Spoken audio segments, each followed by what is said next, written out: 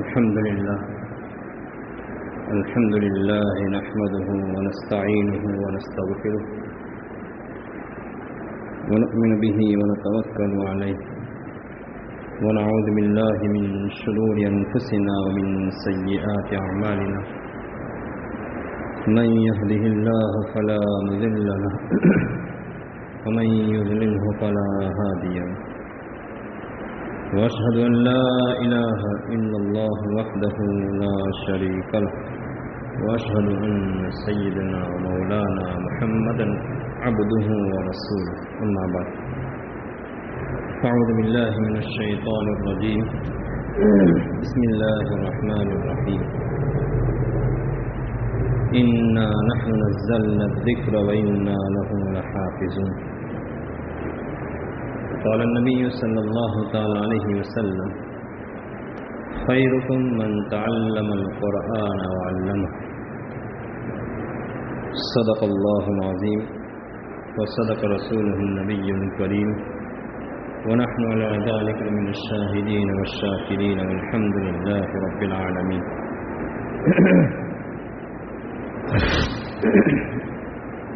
محترم حضرات، اس وقت قرآن کریم کی ایک آیت کریمہ اور اللہ کے نبی صلی اللہ تعالیٰ علیہ وسلم کی ایک حدیث کا سہارا لیا ہے، جس میں اللہ تبارک و تعالیٰ نے قرآن کریم کی حفاظت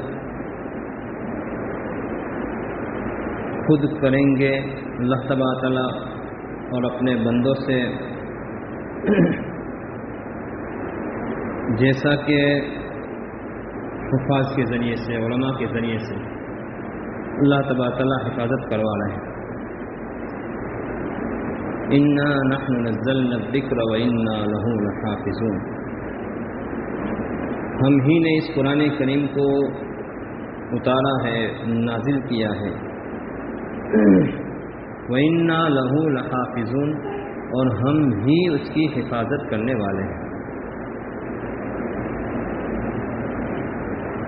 امم سابقہ میں آسمانی کتابیں تھیں، تورات تھی، زبور تھی، انجیل تھی، لیکن اس کی حفاظت اللہ تبارک تعالیٰ نے ان بندوں کے حوالے کر دی جس کو قرآن کریم نے لِمَسْتُحْفِظُوا مِن کتاب اللہ، کہ اللہ تبارک تعالیٰ نے کو یہ کہا تھا کہ اپنی کتاب کی تم حفاظت کرو۔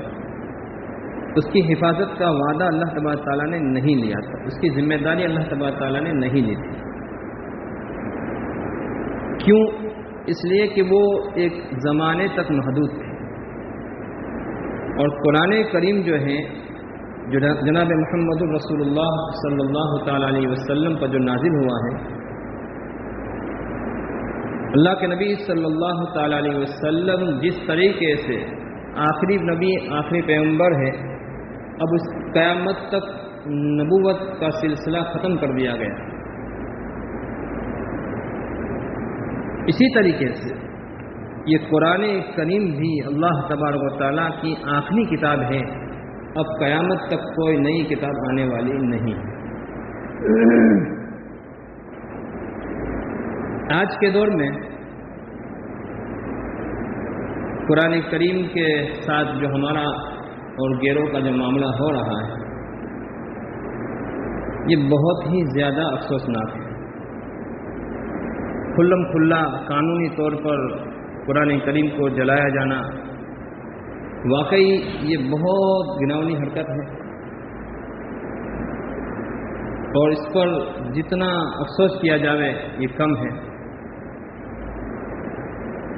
ساتھ ساتھ حضرت تھانوی رحمۃ اللہ تعالیٰ علیہ کا ملفوظ ہے کہ آج کے دور میں مسلمانوں نے، میں غیروں کی بات نہیں کر رہا ہوں، مسلمانوں نے ہر ایک نے اپنے اپنے اعتبار سے قرآن کریم کو چھوڑ دیا ہے۔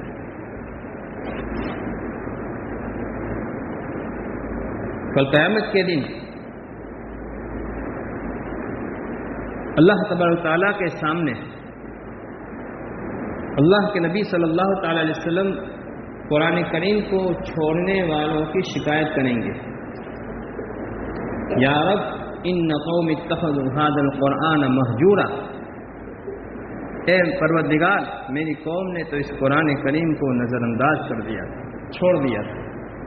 مفسرین نے اس آیت کریمہ کے تحت میں لکھا ہے اس کے اصلاً مصداق تو کفار ہیں، نہ ماننے والے ہیں، نہ ایمان لانے والے ہیں، لیکن وہ مسلمان جنہوں نے قرآن کریم سے اپنا تعلق توڑ دیا ہے، قرآن کریم کو گویا کہ صرف الماری کی زینت اور مردوں پر پڑھنے کے لیے باقی رکھا ہے، یا تو اپنے وظائف کے ذریعے سے، یا تو پھر اپنے صرف برکت اور تبرک کے طور پر رکھا ہے، تو یہ لوگ بھی اس میں پکڑے جا سکتے ہیں۔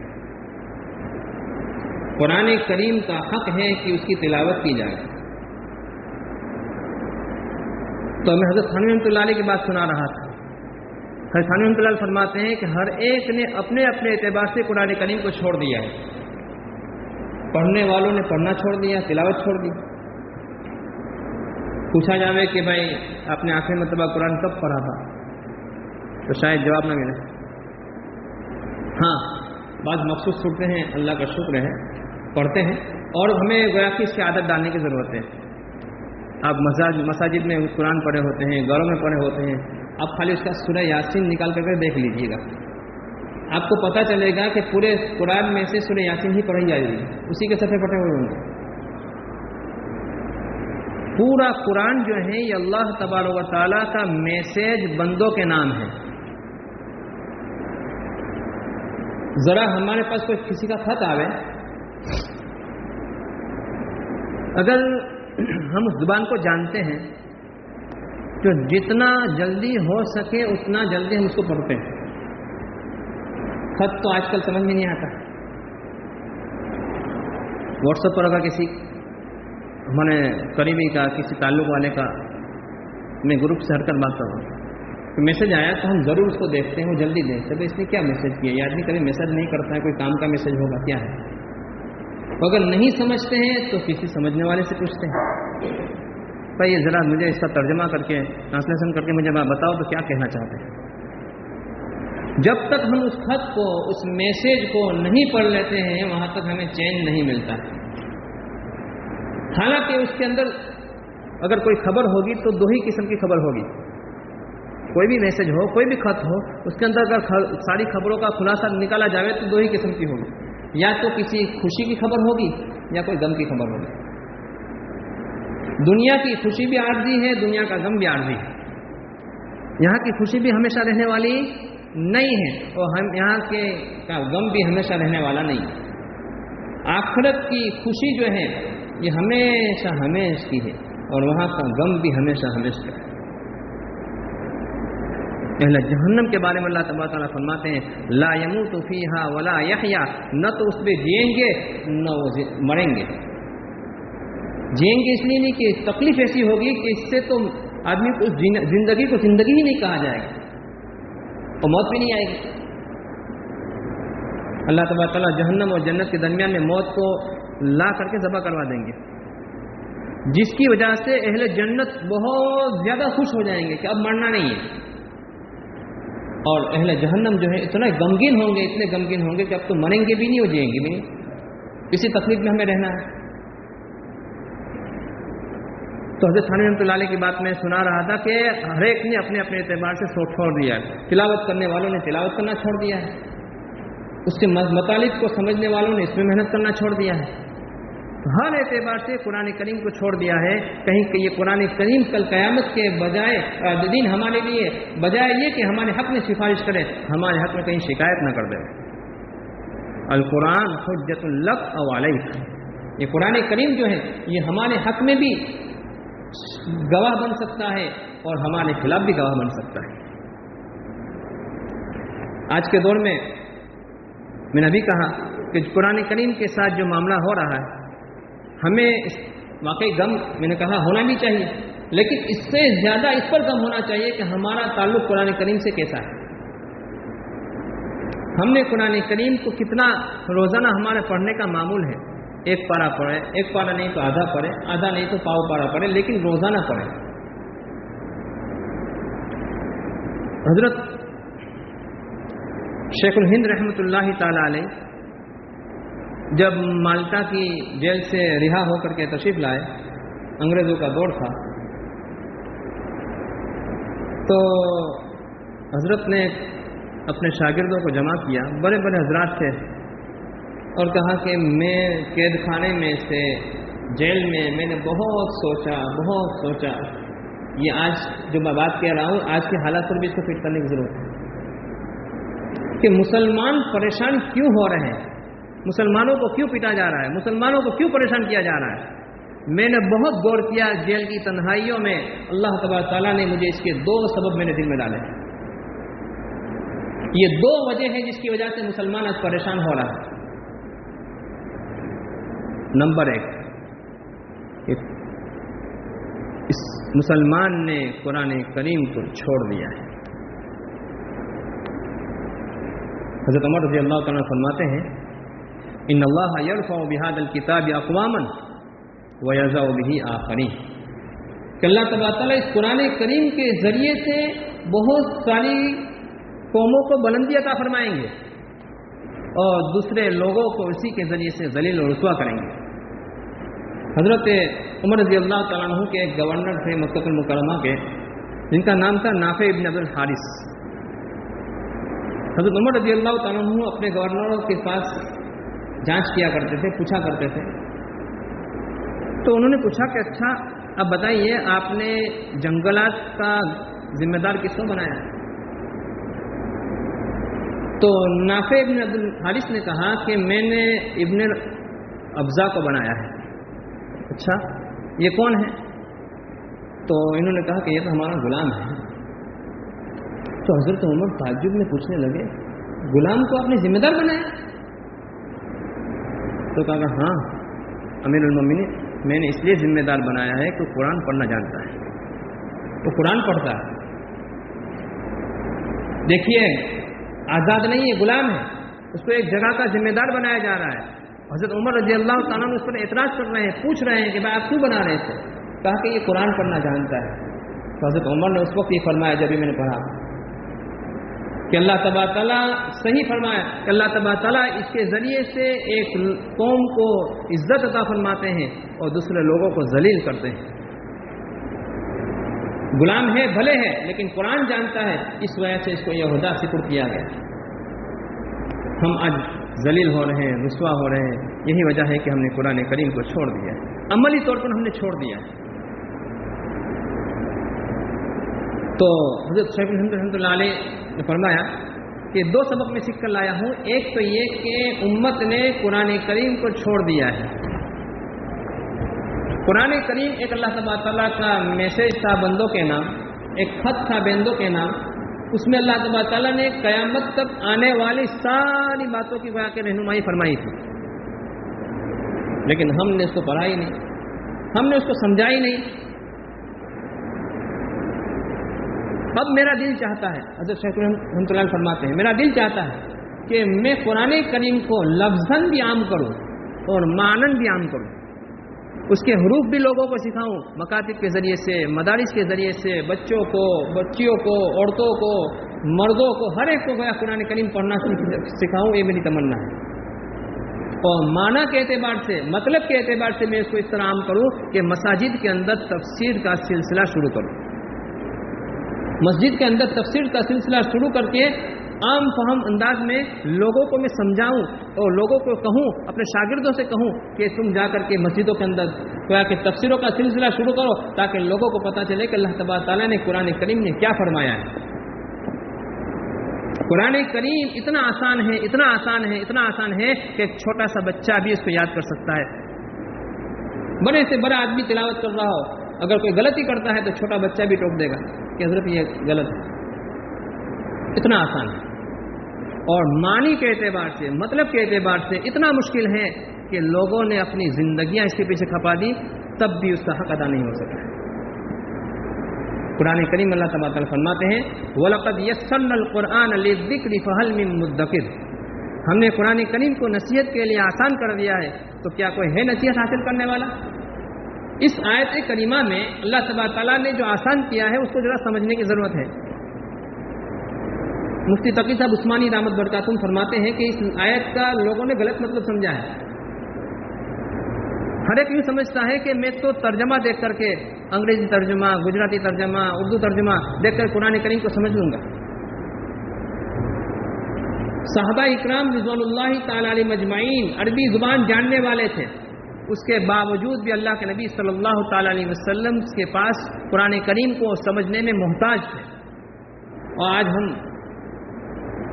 اتنے آزاد ہو گئے کہ سمجھتے ہیں کہ ہم گویا کے ترجمہ پڑھ کر کے سمجھ لیں گے. وَلَقَدْ يَسَّرْنَا الْقُرْآنَ لِلذِّكْرِ فَهَلْ مِن مُدَّكِرٍ کا یہ ترجمہ، یہ مطلب نہیں ہے، بلکہ اس کا مطلب یہ ہے، اس آیت کریمہ کا حضرت فرما رہے ہیں کہ قرآن کریم کے مضامین جو ہیں وہ دو قسم کے ہیں. اس میں بعض وہ چیزیں ہیں جس کا تعلق نصیحت سے ہے، توحید ہے، رسالت ہے، نصیحت ہے. ذکر کا معنی نصیحت آتے ہیں عربی کے زبان میں. تو یہ وہ مضمون ہے جو ہر ایک ترجمہ دیکھ کر کے بھی سمجھ سکتا ہے. لیکن بعض وہ چیزیں ہیں جس کا تعلق احکام سے ہے، امثال سے ہے. امثال یعنی مثالوں سے ہے. یہ چیزیں ہر ایک کے سمجھنے کی بات نہیں ہے. اس کے لیے علماء نے زندگیاں کھپا دی ہے، تب جا کر کے وہ کچھ سمجھنے کے قریب ہوئے ہیں.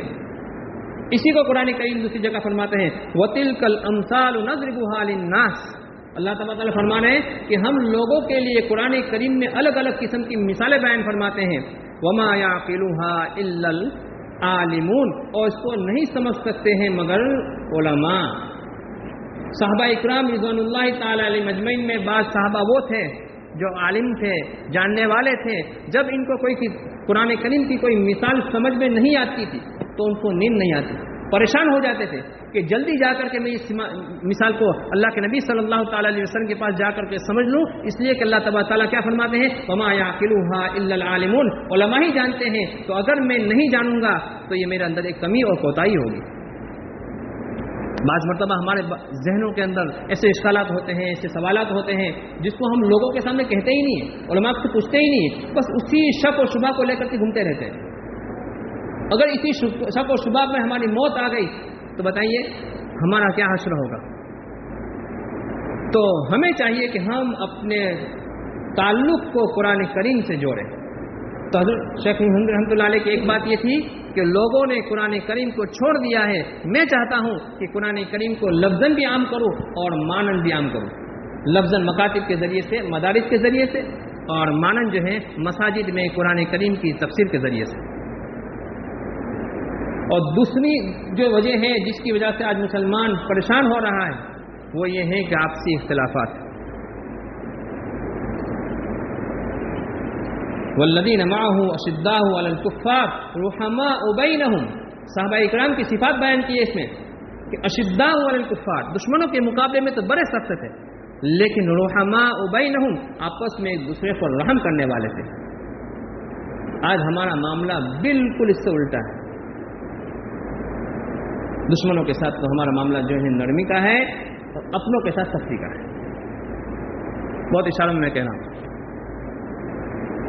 تو ہمیں چاہیے کہ ہم آپسی اختلافات کو مٹائیں اور آپسی اختلافات جو ہیں اس کو حل کرنے کے لیے ہم علماء سے رجوع کریں اور اپنے مسائل جو ہیں علماء سے پوچھ کر کے حل کریں. ہم گویا کہ اپنے سوچ سے، اپنی سمجھ سے کوئی فیصلہ نہیں کر سکتے، اس لیے کہ ہم نے اللہ کے نبی صلی اللہ تعالی علیہ وسلم کا کلمہ پڑھا ہے لا الہ الا اللہ محمد الرسول اللہ صلی اللہ تعالی علیہ وسلم. تو ہمیں چاہیے کہ ہم شریعت کے مطابق اپنے ہر مسئلے کا فیصلہ معلوم کریں. علماء اکرام حاضر ہیں اور بتا سکتے ہیں اور بتائیں گے، لیکن پوچھنے والا کوئی چاہیے.